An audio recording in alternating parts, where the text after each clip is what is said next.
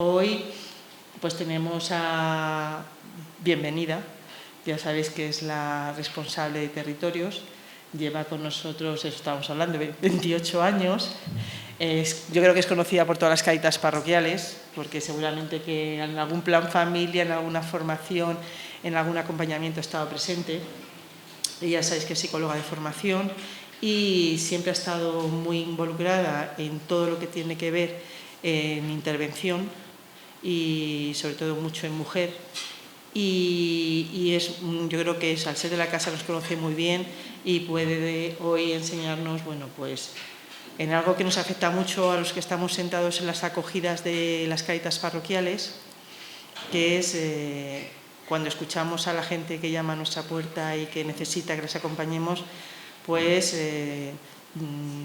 descargan su corazón y todo su dolor en nosotros, y yo creo que todas esas emociones que nos remueven, que nos afectan, hay que saber manejarlas y gestionarlas, porque yo creo que nos vamos muchas veces muy tocados, sobre todo viendo pues todos esos largas vidas con tropezones, con caídas, y que, bueno, que a nosotros nos afectan porque nos duele ver cómo la gente arrastra tanto dolor en sus vidas. Entonces, bueno, pues yo creo que Bienve hoy nos va a dar pues como unos pequeños, digamos, ¿no? digamos, formación sobre, y además cómo intentar manejar todo eso que también a nosotros por empatía nos duele, cómo que no nos afecte en nuestra vida diaria, que no perdamos, por supuesto, ese acompañamiento, ese calor humano, ese corazón abierto, pero que no nos dañe en nuestro interior. ¿De acuerdo? Bueno, pues nada, os presento a Bienve cuando quieras. Siempre he estado muy en contacto pues, con las caritas parroquiales, con la acogida, con las personas que están en la acogida y especialmente con las personas que participan o que vienen pidiendo nuestros servicios y nuestra ayuda.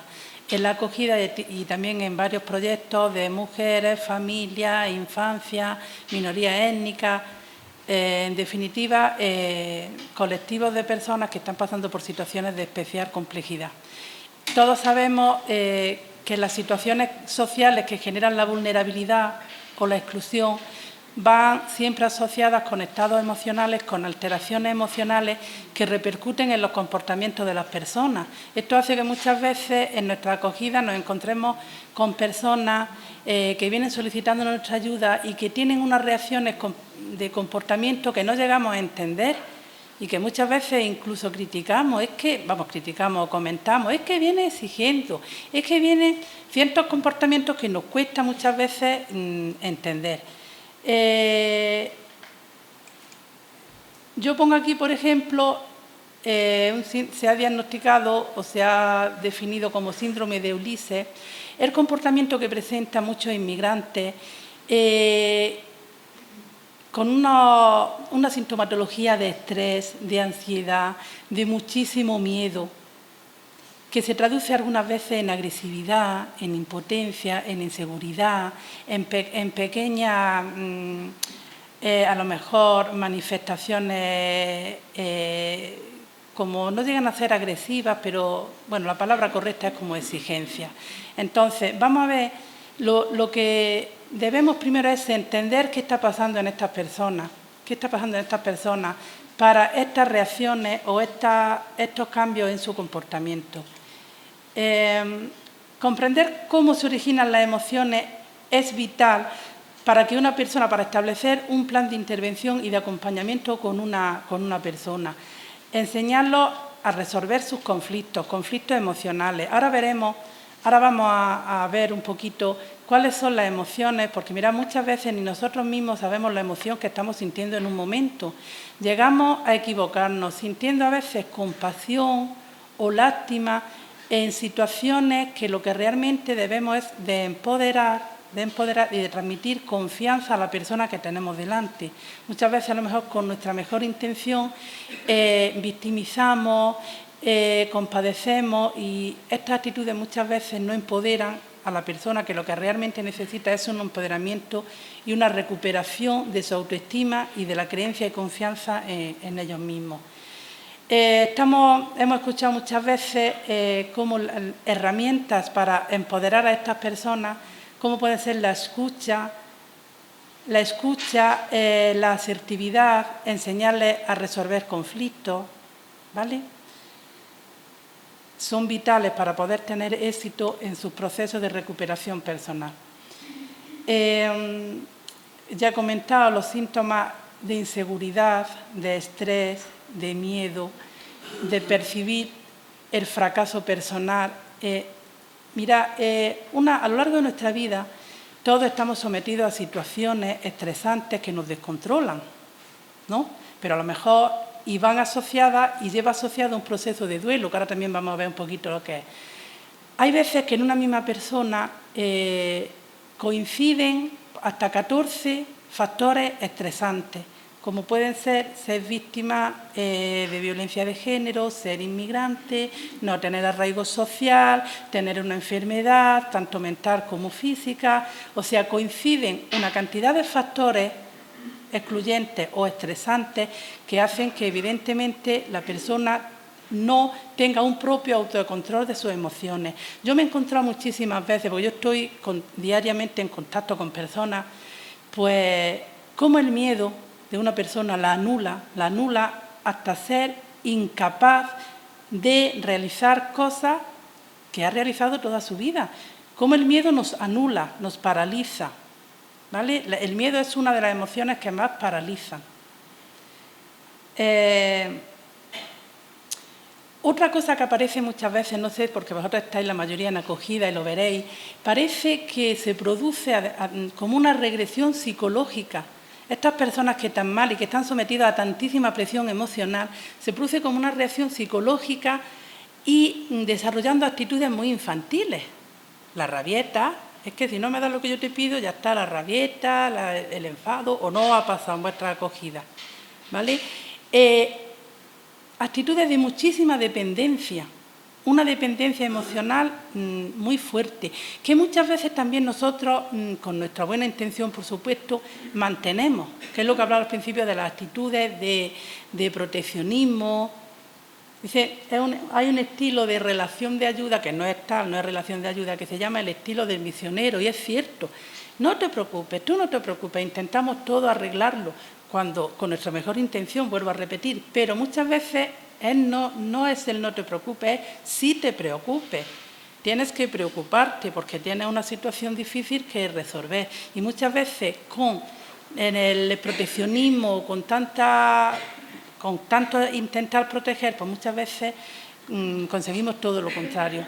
Generar una dependencia que hacemos que esta persona se vea... ¿Y ahora qué hago yo cuando se me termine esto? Y ahora es que yo no tengo esto, es que... Bueno, pero tú tienes muchísimas cualidades y eso cuesta, ¿o no? ¿Vale? Entonces lo hacemos muchas veces dependientes en estos tipos de relaciones.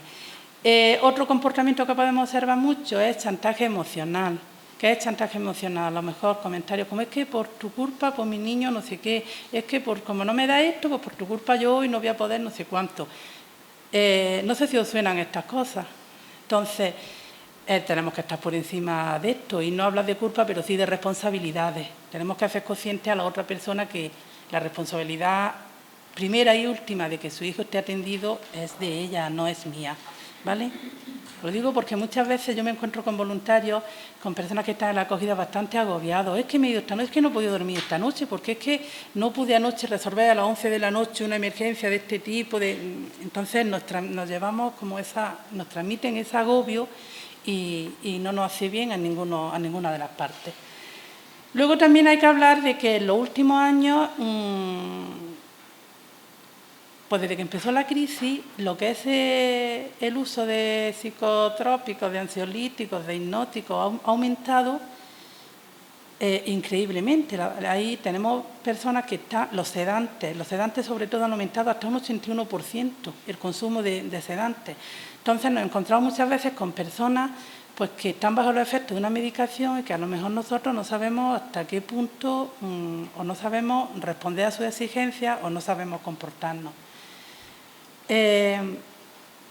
Cuando se llega a una situación como conocemos todos o como todos llamamos de exclusión social, a veces se produce, o la mayoría de las veces, como ya he dicho que puede pasar en los inmigrantes, en las personas inmigrantes, hay tantísima ruptura que coinciden.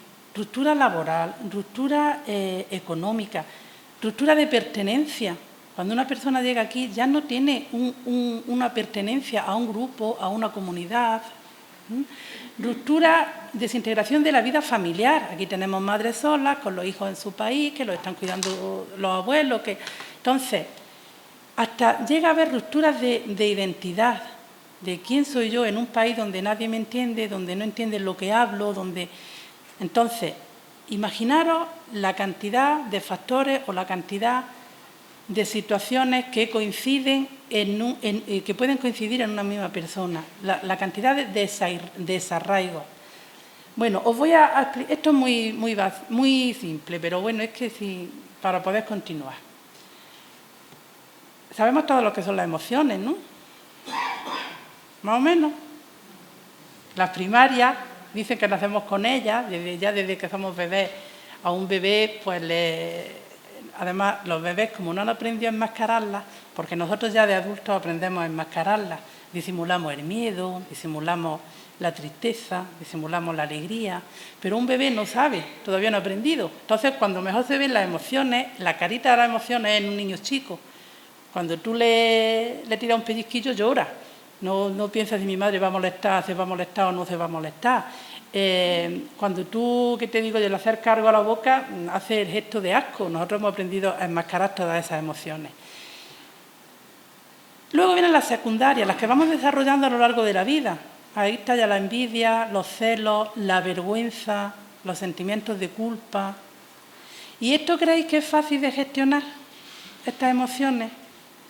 Y nosotros se supone que tenemos pues nuestra vida medianamente controlada y medianamente todos con nuestros problemas y todos con nuestras situaciones personales, familiares, laborales, pero personas que nos han educado y que nos hemos sociabilizado y somos capaces de controlar nuestras emociones.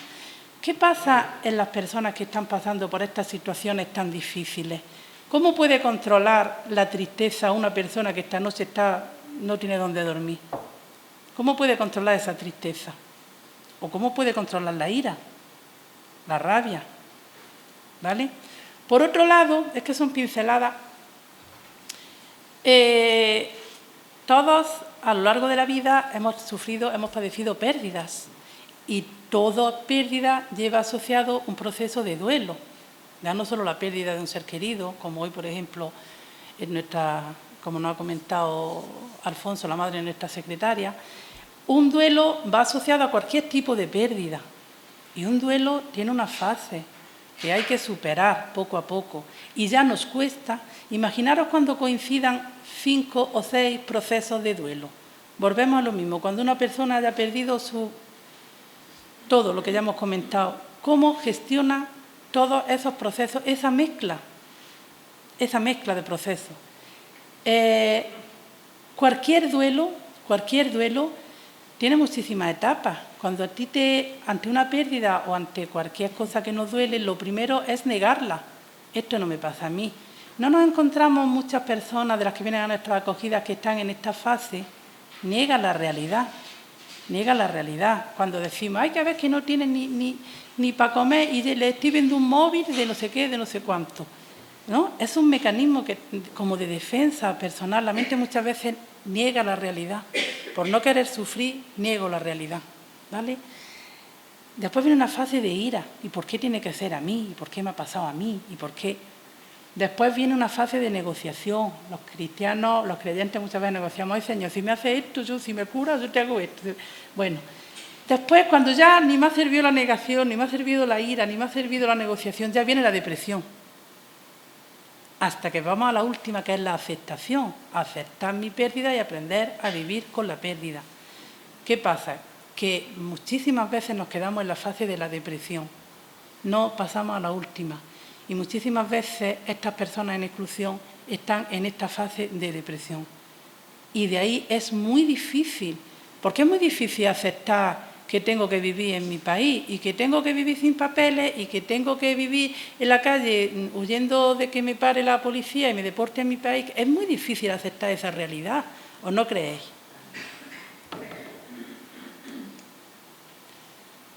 Muchas veces se habla de una mala una mala gestión emocional, una mala gestión de las emociones, que es lo que a veces desequilibra o hace que no nos promocionemos y que no salgamos adelante. Especialmente lo que se refiere a la confianza en uno mismo, a las expectativas y a la autoestima. A las personas que acogemos en la acogida no tienen autoestima, han perdido la confianza en ellas mismas. ¿Por qué? Porque nadie confía en ellas. Nadie confía en ellas. Se produce lo que tú sientes en ti mismo, eso es tu autoconciencia. Y cómo lo gestionas, eso es el autocontrol.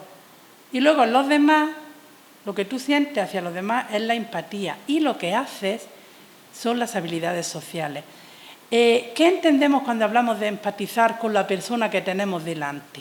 Con la persona que está en nuestra acogida. ¿Qué entendemos por empatizar? La empatía es una palabra que hoy día está muy de moda. Es ponernos en los zapatos de esa persona, es ponernos en la piel de esa persona, que muchas veces nos cuesta porque intentamos, es que tienes que aprender a esto, es que tienes... Y yo hablo muchas veces, pues esta mañana mismo que he estado yo en Proyecto Mujer un ratillo, y por aquí he visto que ha llegado María Luisa, la voluntaria, empieza, es que tenéis que aprender castellano a mujeres inmigrantes, y muchas veces decimos, es que ¿tú te crees que una mujer que hoy no tenga que poner en su mesa para su hijo puede estar concentrándose en aprender hoy el abecedario o aprender? Entonces, hay que ponernos en sus pies, en su pellejo, vamos, para entender qué es lo que le está pasando a estas personas. Bueno, yo aquí he sacado como unas premisas, unas pinceladas. Lo primero tenemos que identificar a las personas que tenemos delante en nuestra acogida, cuáles son los factores estresantes que ahora mismo están alterando tu vida personal. Mira, muchas veces hay relaciones de violencia que están tan ocultas que no las vemos, de violencia de género. Hay situaciones de miedo, sobre todo miedo, que es que no los vemos, es que no lo sabemos. Entonces, no podemos entender el comportamiento de una persona si no podemos llegar a identificar qué es lo que lo está produciendo realmente, ¿vale? Y luego, ¿qué mecanismos tiene esa persona para afrontar esas situaciones estresantes? No sé si esto es muy complejo. ¿Qué mecanismos tiene esa persona? Esa persona yo la estoy empoderando, yo le estoy incrementando su autoestima, yo la estoy haciendo consciente de que está en una situación de violencia y que tiene que denunciar, ¿vale? Por ejemplo, nuestro papel muchas veces, o la mayoría de las veces, es enseñar, siempre promocionar. Mira, yo tuve una vez una mujer que tenía un miedo, tenía un pánico enmascarado, que eso era, y a mí me costó muchísimo verlo. Pero claro, yo la mandaba cuando entonces había más trabajo, porque ya llevamos unos años que, pues a lo mejor, mira que te va a hacer una entrevista para trabajar, no sé, bueno, ¿a qué hora la entrevista? Mañana a las 10 le daba la dirección que han llamado, bueno, pues ¿qué ha pasado? Llegaba, ¿qué ha pasado? No he ido bien, porque tú no sabes lo mala que he estado toda la noche. ¿No? Tú no sabes lo mala, pues yo la primera vez me lo creí. Bueno, la siguiente vez igual. No, el miedo lo somatizaba hasta tal punto que se ponía mala de mala, físicamente de vomitar y de no ir. Claro, yo, pues la primera vez me enfadé. Bueno, la primera vez la creí, la segunda vez, hasta que yo descubrí que lo que había era pánico, era una falta de confianza en ella misma, se veía tan incapaz de trabajar. Si llevaba 20 años el marido machacándola con que no sirves para nada, ¿cómo se iba a ver ella preparada para ir a una...? Pues entonces todo lo que tenía era un miedo oculto que hubo que gestionar, que hubo que sacar, que hubo que trabajar, hubo que empoderar a esa mujer hasta que ella se vio capaz de poder hacer una entrevista que era para trabajar en una casa de servicio doméstico, o sea que no era...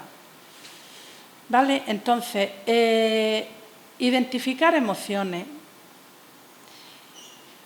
como la culpa, también encima de las situaciones tan estresantes y tan fuertes que están viviendo, hay muchos sentimientos de culpa en las personas que atendemos. muchos sentimientos de culpa. Enseñarle a que, a ver cómo explico yo esto, a que se activen, que yo no puedo estar aquí todo el día compadeciéndome y qué mala suerte y qué pena. Tenemos que promocionar, activar, y a veces es difícil, pero es que es lo que hay. Incluso llegar a negociar, es que si tú no te implicas, si tú no quieres mejorar y si tú no quieres salir de esta situación, yo no puedo hacer nada más. Y eso cuesta, pero muchas veces hay que poner en esa tesitura. La responsable de tu proceso, de tu mejora, eres tú. Yo estoy aquí para acompañarte, para estar contigo, para orientarte, pero tú eres la que tienes que dar el primer paso. ¿Vale? Hacerlos responsables de sus procesos de mejora. Hacerlos responsables. Tener mucha capacidad de escucha, pero escuchar, como ahora veremos más adelante, para entender, no para responder. Muchas veces estamos escuchando y antes de que yo estoy pensando en lo que le voy a responder. Escuchar para entender qué te está pasando y qué dolor más grande tienes dentro, ¿vale? Bueno, esto ya casi que lo he dicho. Los estilos de respuesta que nos podemos encontrar en las personas que atendemos suelen ser la huida del problema. La huida es refugiándome en aspectos como el alcohol, como la droga, que la mayoría de las veces agravan muchísimo más el problema. ¿Y nosotros qué hacemos? Es que hay que ver que encima que no tiene, lo poquito que tiene, está todo el día enervado. Vamos a ver qué pasa ahí. ¿Por qué huye? ¿Por qué huye de su problema? Otras veces una postura muy pasiva, muchas conductas de sumisión. Nos encontramos a personas que no te miran ni a la cara, sin autoestima, esperando a que tú les digas, no se ven capaces de nada, impotentes. ¿O no? ¿Vale? Que muchas veces, y nosotros vuelvo a decir que claro, es que pobrecilla, ¿qué vamos a hacer? Si es que no es pobrecilla, aunque lo sintamos, pero tenemos que transmitir confianza. La confianza que han perdido en el camino, en ellos mismos, ese es nuestro papel, devolvérsela, promocionarlo, ¿vale? Y luego también nos encontramos otro estilo de respuesta que es agresivo, un estilo de proyectando la ira, la rabia hacia él mismo y hacia también los demás, ¿vale? Vuelvo a decir, son estilos de respuesta que van asociados siempre a un conflicto emocional no resuelto, que básicamente es la falta de confianza en mí mismo, ¿vale? Ahora vamos a... Bueno, la inteligencia emocional, pues es un poco aprender a gestionar estas emociones, saber qué me está pasando y qué hago yo con lo que me está pasando. Sobre todo en las personas que atendemos, aprender a gestionar el miedo. El miedo es una de las emociones, por decir, que más nos anulan y más nos paralizan. ¿Cómo se resuelven los miedos? Afrontándolos. Es que yo no voy a la entrevista porque me van a echar. Es que no, pero bueno, tienes que ir. Es que yo no hago pero tienes que ir. Tenemos que afrontar nuestros miedos, ¿vale? Si reconoces la emoción que tienes, puedes cambiarla. Si yo reconozco que lo que siento es miedo, podré cambiarla. Si no, no. ¿Qué aportamos las personas que trabajamos en el ámbito de la exclusión? Y por otro lado, ¿qué necesitan las personas de nosotros? A ver, ¿qué aportamos nosotros en la acogida? Que muchas veces es que no le he podido dar nada, es que no podía ayudarle con nada. ¿Vosotros creéis que no ayudamos con nada en nuestra acogida? Cuando uno se siente escuchado, se siente persona, se siente querido, se siente protagonista y se siente ser, ¿vale? Es que, por eso quiero transmitiros que muchas veces no podemos ofrecer otra cosa, pero el estar, el escuchar, sí. Pero que sea escuchar, como he dicho antes, que no sea estar a ver lo que te voy a responder yo a continuación, escuchar, ¿vale? A mí muchas veces me ha pasado que me he pasado a lo mejor media hora escuchando a una mujer. Digo mujer porque es con lo más directamente trabajo y cuando ha terminado la media hora y ya, bueno, pues ya, y ay, bien, qué buena psicóloga eres. Digo, pero yo no he abierto la boca, ¿cómo sabes si soy buena o si soy mala? El hecho de escuchar, ¿vale? El sentirme importante, porque alguien está dedicando su tiempo a mí. Las personas con las que trabajamos creen que la personalización es externa. Todo lo que a mí me pasa es por culpa de que qué mala suerte tengo o de que es que como soy inmigrante no sé qué.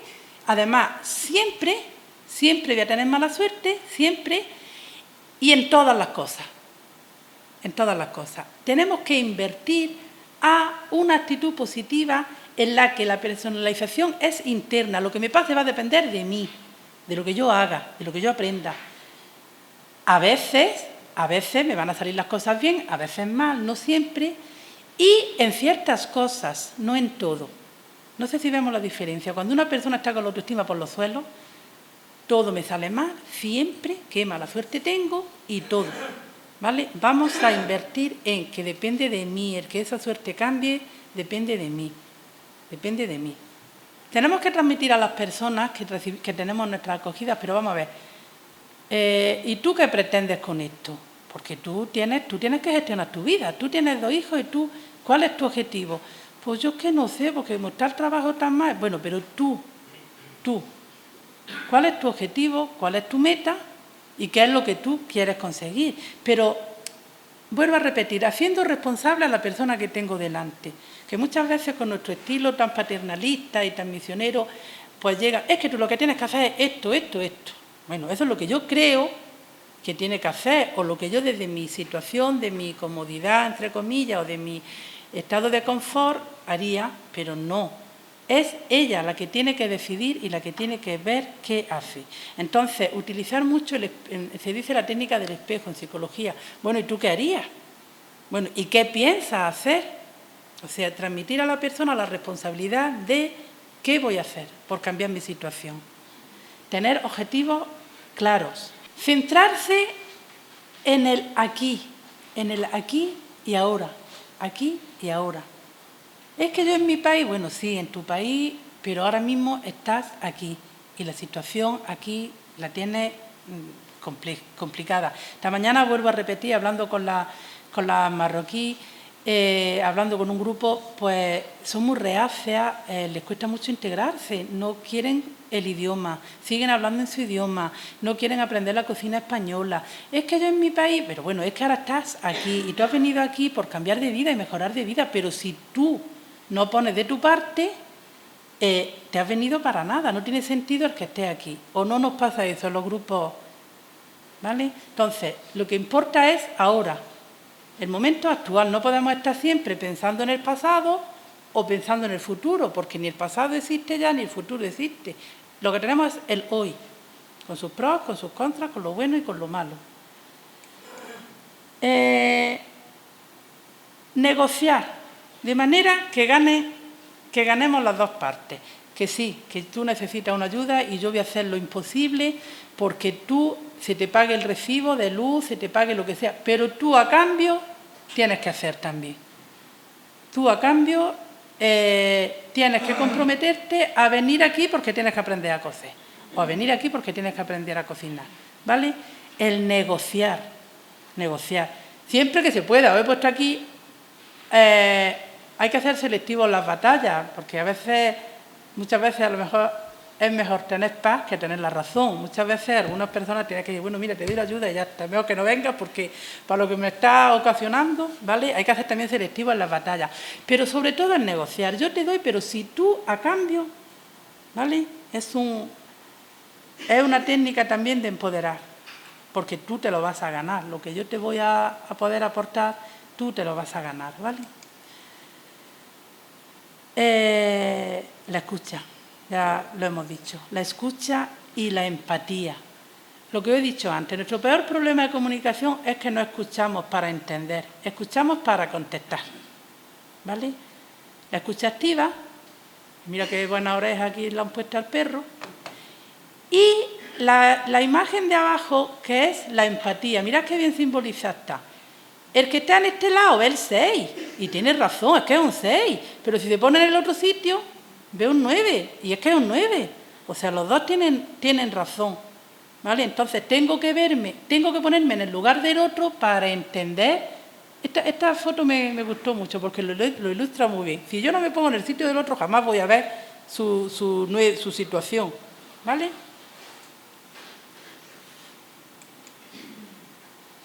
Aprender a pedir y dar ayuda. Muchas veces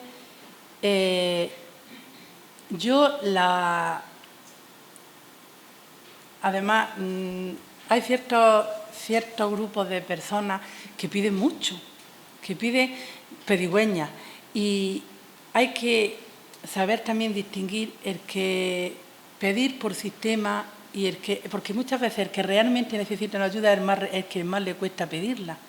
Entonces también tenemos que transmitir a las personas que están en nuestra acogida que tienen derecho a pedir, que tienen derecho, pero pedir, pues como yo les digo muchas veces, cuando realmente sea necesario, y aquello que yo no pueda conseguir por mis propios medios. Todos podemos tener un momento difícil, un momento de dificultad, que necesitemos ayuda realmente, pero tengo que intentar valerme, tengo que empoderarme y tengo que salir, pedir ayuda cuando la necesite, pero no más, no más. Y esto es lo más importante. Esto es lo más importante, el formar, el preparar. Ahí el no puedo, hay que borrar el no, porque el no puedo es la palabra que siempre está presente en la boca de las personas que atendemos. Es que yo no puedo. Como yo ya soy, no sé, como soy inmigrante, además todos tenemos excusas un poco para minusvalorarnos. Como yo, es que como soy inmigrante, sí, yo ya con la edad que tengo, ¿dónde voy a ir? Y yo no trabajo en mi vida de eso, ¿yo cómo voy a ir? Siempre buscamos excusas que nos hagan empobrecernos. No, hay que transmitirles sí puedes. Yo le digo, hombre, ¿tú tienes 2 manos para trabajar? Sí, pues entonces. ¿Tú tienes 2 ojos? Sí, pues entonces. O sea, un poco entrar en esa dinámica de que sí puedes. El no te lo has puesto tú delante, ¿vale? El que cambia sus creencias puede cambiar su destino. Si yo creo en mí misma, puedo cambiar mi destino.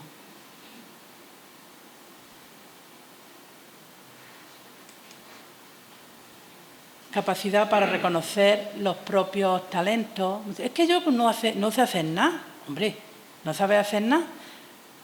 Yo os voy a contar una anécdota también de una señora, una mujer, tenía 3 hijos, vivía sola, el marido lo había dejado, una situación económica, bueno, de lo más... pero una mujer con una casa muy humilde, pero súper limpia, los niños iban al colegio todos los días limpios, bueno, la mujer era... Y salieron unas orillas para trabajar en una casa, y yo pensé en ella. Y ella, cuando le preguntó a la señora de la casa, ¿usted sabría llevar sola la casa? Me acuerdo que eran 2 personas, eran los 2 médicos, y era por unas orillas por la mañana, pues para hacerle las tareas de la casa. Y cuando le dijo, dice, ¿usted se apañaría bien aquí en la casa? Y dice, pues yo qué sé, yo creo que no voy a ser capaz, yo creo que no voy a saber. Entonces, evidentemente, la mujer me llamó y mira lo que pasa. Hablando yo con ella, digo, no, tú no sabes, yo creo que no. Digo, pues ya está, tus niños es que te lo ha criado la vecina, ¿no? Ay, bien, ¿qué cosas tienes? Digo, no, ¿qué cosas tienes tú? ¿Qué cosas tienes tú? Que tú sacas tu casa sin recursos económicos ninguno, sin comodidades ninguno, no tenía ni lavadora. Digo, y sale tu casa para adelante y ahora no vas a ser capaz en una casa con todas las comodidades del mundo. ¿Hasta qué punto nuestra propia mente, nuestra autoestima por los suelos nos anula? Nos vemos incapaces de hacer incluso lo que estamos haciendo todos los días en condiciones muchísimo peores, ¿vale? Entonces, transmitirle que reconozca lo positivo y lo bueno que tenemos, ¿vale? ¿Habéis oído hablar de la resiliencia? Capacidad que tiene el ser humano de reponerse después de la adversidad, después de los problemas. Este concepto ha salido de la física y dicen que igual que un elástico lo estira y cuando dejas la fuerza vuelve a su estado original, pues pasado a la psiquiatría, empezó pasándose a la psiquiatría y después a la psicología, la resiliencia es la capacidad que tiene el ser humano de volver a ser quien era una vez que han desaparecido las fuerzas tensoras o los problemas o las situaciones estresantes. Tenemos que hacer que las personas sean resilientes, que recuperen la confianza en ellas mismas, ¿vale? Insistir en el empeño. Mirad, en psicología, aquí hay muchas psicólogas. Bueno, empezando por Chuco, ¿no? En psicología, el concepto de indefensión aprendida lo vemos, os voy a explicar a lo que es, y también lo vemos mucho en las personas que atendemos todos los días. Han aprendido ya a no defenderse, allá todo da igual, a no hacer nada porque ya está todo hecho y ya. Mirad este concepto, aquí he puesto ya ni lo intento. Aquí he puesto esta foto de este elefante. Esto es el cuento del elefante encadenado de Jorge Bucay y que ilustra muy bien este concepto de la indefensión. Un niño que va con su papá al circo y ve un elefante inmenso, atado a una taquilla de madera, chiquititilla, en el suelo, y al niño le llamó la atención. Dice, papá, ¿y por qué no se escapa con esa taquilla tan chica? Dice el padre, pues porque está amaestrado. Dice, pero bueno, y si está amaestrado, ¿por qué está atado? Total, que el niño no le cuadraba. Entonces, un anciano del circo, que llevaba toda la vida en el circo y lo escuchó, le dijo al niño, mira, el elefante cuando lo ataron a la estaquita, era muy chiquitillo, muy chiquitillo. Entonces, intentó varias veces escaparse. Y como no pudo, pues ya grabó en su mente el no puedo. En ese momento en que tú grabas en tu mente el no puedo, ya te has anulado para el resto de tu vida. De manera que el elefante ya era, que aunque hubiera tirado un poquillo, arranca no la estaca, sino el circo entero, pero como él se había grabado en su mente no puedo, ya no lo intento.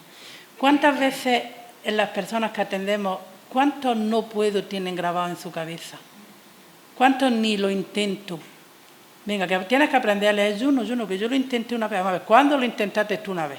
Hace 20 años, vamos a intentarlo ahora que no tienen niños chicos, que tienen más tiempo, que tienen más dedicación. O sea, vuelvo a lo mismo, es transmitir autoconfianza. Transmitir autoconfianza. Promover que se activen respuestas desde el interior. Lo que he dicho antes, todo me viene de fuera, qué mala suerte tengo, todo me pasa a mí. No. Tú tienes que promover la respuesta desde el interior. Lo que a ti te pase depende de ti mismo. Y una cosa es preocuparme porque tengo la situación muy difícil, pero otra cosa es ocuparme de arreglarme. El ocuparme sale de dentro y eso es lo que tenemos que transmitir. Tienes la situación difícil, pero ¿tú qué estás haciendo? Es que no hay trabajo, pero bueno, y tú estás buscando, ¿y para qué voy a buscar si no hay? Pero bueno, si hay poco, pero si encima no lo buscas, entonces vamos a promover una activación interna. ¿Cómo influye la percepción que yo tengo del otro en su comportamiento? Muchas veces, si yo te percibo como una persona pobretica, si es que no sabe, si es que es muy jovencilla, o si es que viene de otro país, si es que no sabe, si yo percibo así a la persona que tengo delante, ¿qué emoción le estoy transmitiendo? Lástima, compasión, proteccionismo, que ya hemos hablado. ¿Qué conducta voy yo a desarrollar en esa persona? Dependencia.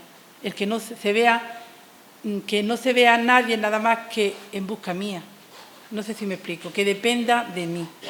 Si yo, por el contrario, percibo pues, que es una persona que tiene unas capacidades, que está pasando por una situación muy difícil, pero tiene unas capacidades que puede desarrollar en cualquier momento. ¿Qué emoción transmito? Confianza, empoderamiento. ¿Qué conducta voy a conseguir en esa persona? Que reaccione, que se forme, que aprenda, en definitiva, que empiece a resolver sus problemas. ¿Vale? O sea que también muchas veces nosotros somos los que tenemos que transmitir con nuestra percepción a las personas que tenemos delante autoconfianza, buenas sensaciones, para que ellos puedan promocionarse y salir adelante.